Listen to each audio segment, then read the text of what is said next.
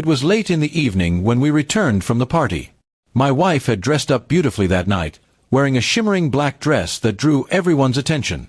I had been proud to walk beside her, but when I heard her whisper with a laugh, "I hope my ex saw how good I look tonight," something inside me twisted. She thought I didn't hear, but those words hit me harder than any insult ever could. On the drive home, she hummed softly, scrolling through her phone, completely unaware of my silence. I kept my hand steady on the wheel, but my mind was boiling. After everything I had done for her, after the life we built together, her thoughts still wandered back to a man who had treated her poorly.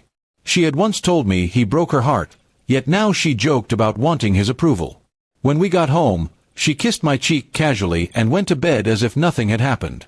I stayed awake, staring at the ceiling, wondering why I was always the second choice in her heart. That night, I made up my mind. I wasn't going to argue, cry, or beg. I was going to teach her a lesson she wouldn't forget. The next morning, I acted normal. I brewed her coffee, smiled, and asked about her day. She suspected nothing. But I started paying attention to her habits, her weaknesses. I knew she liked showing off her beauty, so I began planting seeds, reminding her of how many men at the party had looked her way, how one even asked me if she was single. She laughed, but I saw the spark in her eyes.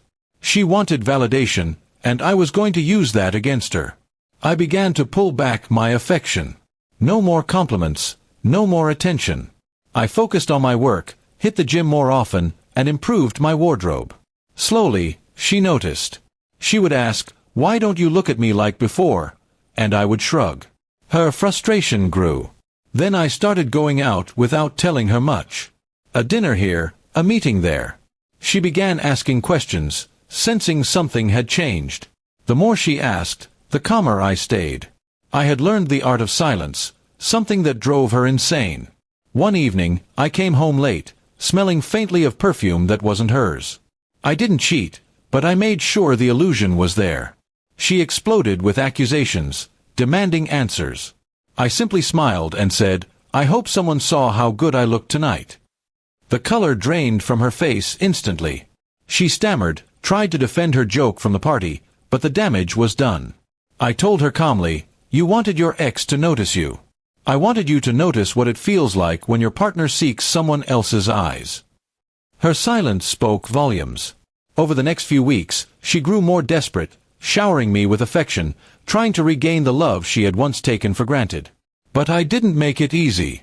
I reminded her that respect matters more than jokes, that once you show your heart is still chained to the past, trust begins to die.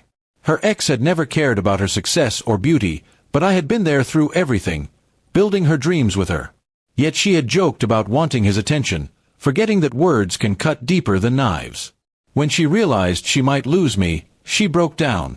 Tears, apologies, promises, they all came rushing out. She admitted she never stopped seeking validation, even when she had all she needed at home. For the first time, I saw her vulnerable, stripped of her pride. I didn't shout. I didn't insult.